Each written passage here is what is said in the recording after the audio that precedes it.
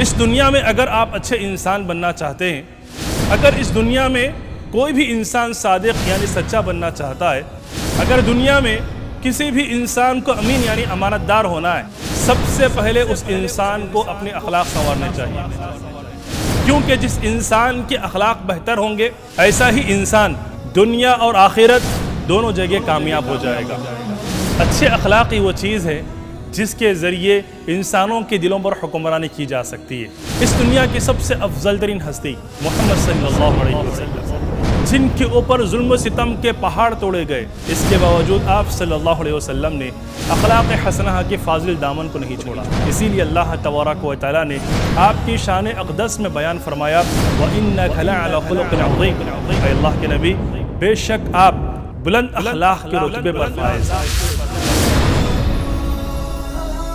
اخلاقیات اپنی زندگی کو محمد صلی اللہ علیہ وسلم کی حیات طیبہ سے اخلاق کے قیمتی موتی پیرونے کے لیے دیکھیے روزانہ رات 8 بجے اور ہر دوپہر 12 بجے مرسی ٹی وی پر۔